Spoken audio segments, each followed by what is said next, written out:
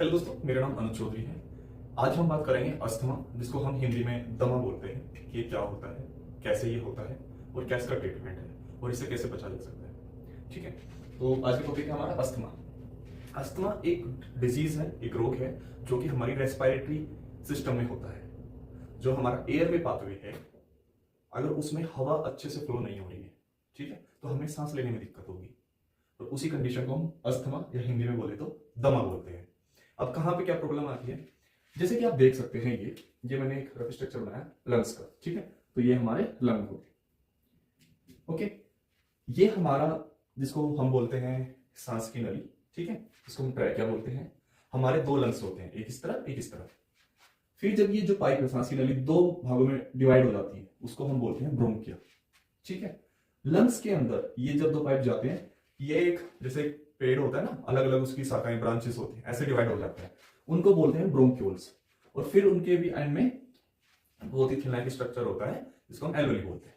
अब होता क्या है, जो ये ब्रोंकाई है और ब्रोंक्यूल्स है, सपोज करो हमारा ब्रोंकाई का डायमीटर, उसकी विड्थ जितना वो चौड़ा है, ठीक है, चौड़ाई है उसकी, वो ये है। और ये जो ब्रोंक्यूल्स है ये थोड़े नैरो होते हैं क्योंकि बहुत छोटी छोटी ब्रांचेस होती हैं। सपोज करो उसकी विड्थ ये है। अगर ये नॉर्मल रहती है, ये हमारा ब्रोंकाई है और ये ब्रोंक्यूल्स है, अगर इनकी जो मैंने बताया विड्थ, चौड़ाई बिल्कुल नॉर्मल रहती है, तो एक अच्छा खासा अमाउंट हमारी बॉडी में एयर का जाता रहेगा और हमें बिल्कुल अच्छा फील होता रहेगा। लेकिन अगर ये चौड़ाई कम हो जाए, ठीक है, ये घट जाए, सिकुड़ जाए, तो रास्ता हवा का कम हो जाएगा। जितना एक अमाउंट हवा का, एयर का हमारे अंदर जाना चाहिए वो नहीं जाएगा, तो हमें ऑक्सीजन की कमी महसूस होगी और जो CO2 हमारी बॉडी में बन रहा है वो बाहर नहीं होगा। ठीक है, तो हमें प्रॉब्लम क्रिएट होगी। यही प्रॉब्लम होती है अस्थमा में। जो ये ब्रोंकाई है, जो ये ब्रोंक्यूल्स है, जो इनकी विड्थ होती है वो घट जाती है, सिकुड़ जाती है। ठीक है, जिसकी वजह से एक सफिशिएंट अमाउंट ऑफ एयर हमारे लंग्स में नहीं पहुंच पाता है, हमें ऑक्सीजन नहीं मिल पाती है और CO2 बाहर नहीं निकल पाती है।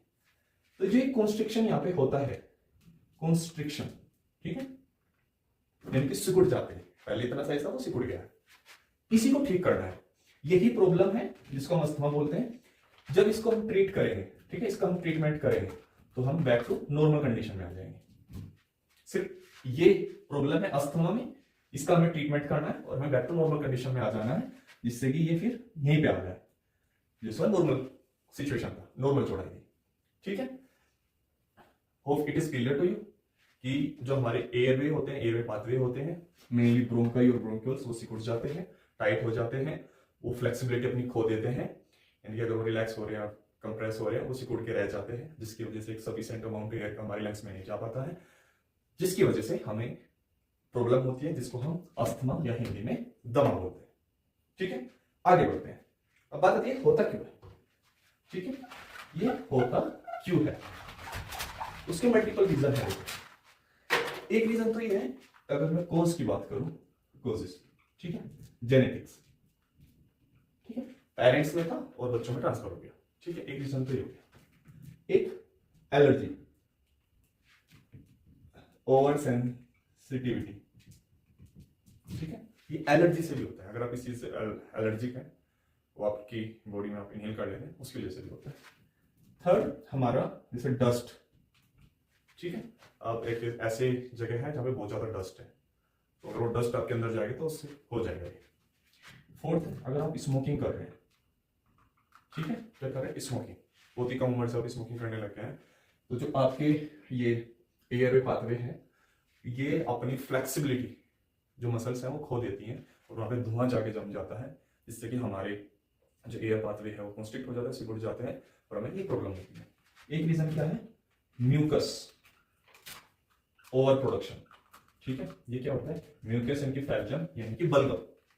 अगर यहाँ पे बलगम बहुत ज्यादा बन जाए और वो जम जाए, तो हमारे जो रास्ता है एयर का वो कम हो जाएगा और हमें प्रॉब्लम होगी अस्थमा यानी कि दमा। ठीक है, तो ये सब कुछ रीजन है जिसकी वजह से हमें अस्थमा या दमा होता है। ठीक है, अब बात आती है ड्रग्स की, कि हमें कौन सी ड्रग्स लेनी चाहिए। ठीक है, देखो मल्टीपल ड्रग्स है। मल्टीपल ड्रग्स क्या है, यानी कि जो कॉन्स्ट्रिक्ट हो गई है, और एक रीजन और था, सिकुड़ गई है, कॉन्स्ट्रिक्ट हो गई, यानी कि वहां पे सूजन आ गया, इन्फ्लेमेशन हो गया। ठीक है, ये सिकुड़ गई है और इन्फ्लामेशन हो गया, ये दोनों कंडीशन होती है। तो हमें ऐसी दवा चाहिए जो जो उसको सिकुड़ना है उसको दूर कर दे, जो वहां की सूजन है, इन्फ्लामेशन है, उसको रिमूव कर दे। ठीक है, तीसरा जो मैंने बताया म्यूकस, जो बलगम बन जाता है, ठीक है, बलगम की प्रोडक्शन को कम कर दे। ठीक है, तो ये तीनों चीजें जो कर देगा जो ड्रग्स, वही हमारे लिए बेनिफिशियल है और हमें जो हमारा अस्थमा है उससे छुटकारा मिल जाएगा। तो कौन कौन सी ड्रग्स हैं जो हमें लेनी चाहिए? ठीक है, उसमें मल्टीपल ड्रग्स है। सबसे पहली जो ड्रग्स आती है हमारी सिम्पैथोमिमेटिक, कैटेगरी का नाम है सिम्पैथोमिमेटिक ड्रग्स। एक बात और याद रखें, जो मैं अभी आपको ड्रग्स के नाम बताऊंगा ये हमारे जेनिक्स नेम है। क्या नेम है? जेनिक्स नेम। जब हम मार्केट में जाएंगे 10 कंपनी है सेम ड्रग बना रही है, वो अपना अपना नाम देती है, लेकिन उसमें जो केमिकल प्रेजेंट होता है वो इनमें से कोई एक होता है। ठीक है, तो मार्केट में इस नाम से नहीं मिलेगी, लेकिन अगर आप बोलोगे तो जो आपका फार्मासिस्ट होगा उसको पता होगा। ठीक है, आप गूगल करके सर्च कर सकते हैं कि ये पर्टिकुलर ड्रग्स को कौन सी कंपनी किस किस नाम से आ रही है। तो इसमें पहला जो एग्जांपल है हमारा, पहला एग्जांपल है एम्फेड्रिन,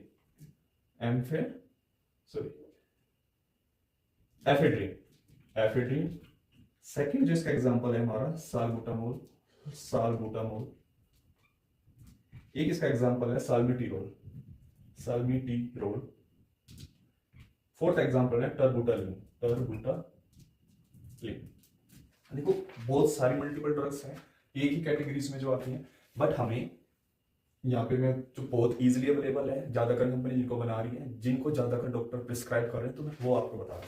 सेकंड जो कैटेगरी आती है हमारी एंटीकोलिनर्जिक ड्रग्स, उनको क्या बोलते हैं? Anticholinergic drugs. उसमें एग्जांपल है आइप्राट्रोपियम ब्रोमाइड।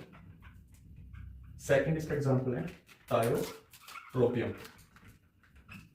थर्ड कैटेगरी जो हमारी है ल्यूकोट्राइन एंटागोनिस्ट। अभी एंटागोनिस्ट क्यों है? देखो ल्यूकोट्राइन है जिसकी वजह से इन्फ्लेमेशन होता है, एक केमिकल है जिसकी वजह से इन्फ्लेमेशन होता है। तो अगर हम ऐसे ड्रग्स देंगे जिससे कि केमिकल ना बने तो उनको बोलते हैं ल्यूकोट्राइन एंटागोनिस्ट। तो उसका जो एग्जांपल है हमारा मोंटेलुकास्ट एंड सेकंड एग्जांपल है जाफरी लुकास्ट। ठीक है, तो ये हमारी 3 कैटेगरी होगी। फोर्थ जो कैटेगरी है जिसका एक्शन तो थोड़ा स्लो है, क्या है? एक्शन थोड़ा स्लो है बट वो यूज होती है, फोर्थ कैटेगरी में आती है, और वो हमारा इंफॉर्मेशन, ठीक है, उसको दूर करती है। उनको बोलते हैं कोर्टिकोस्टेरॉइड्स। ठीक है, सिम्पैथोमिमेटिक जो पहले मैंने बताया था वो फर्स्ट लाइन ड्रग्स है। देखो first line, second line, third line क्या होता है? फर्स्ट लाइन की जो सबसे पहले यूज होती है, ये तो एकदम आराम मिलेगा, ठीक है, और जल्दी आराम मिलेगा, उसमें सिम्पैथोमिमेटिक ड्रग्स आती है। कोर्टिकोस्टेरॉइड भी यूज होती है इन्फॉर्मेशन दूर करने के लिए, लेकिन इनका एक्शन थोड़ा स्लो है। उसमें क्या क्या एग्जांपल है हमारे? बुडेसोनाइड। एक एग्जांपल है हमारा मोमेटासोन।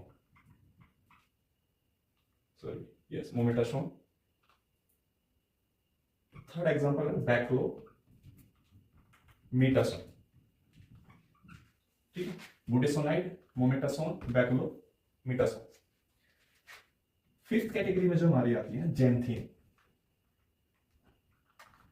जेंथिन। इसका एग्जांपल है हमारा थियोफाइलिन एंड अमीनोफाइलिन। ये इस कैटेगरी की ड्रग्स होती है। इसके अलावा भी हमारी एक कैटेगरी और होती है ड्रग्स की, 6th नंबर की।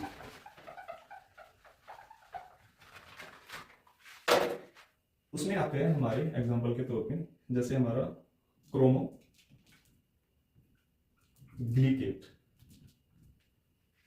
ये क्या करते हैं? हमारी जो हमारे रेस्पिरेटरी सिस्टम होते हैं वहां पे मास्ट सेल होती है। क्या सेल होती है? मास्ट सेल, नाम है सेल का, मास्ट सेल, जो कि प्रोवाइड कर रिलीज करते हैं हिस्टामिन। क्या रिलीज करते हैं? हिस्टामिन।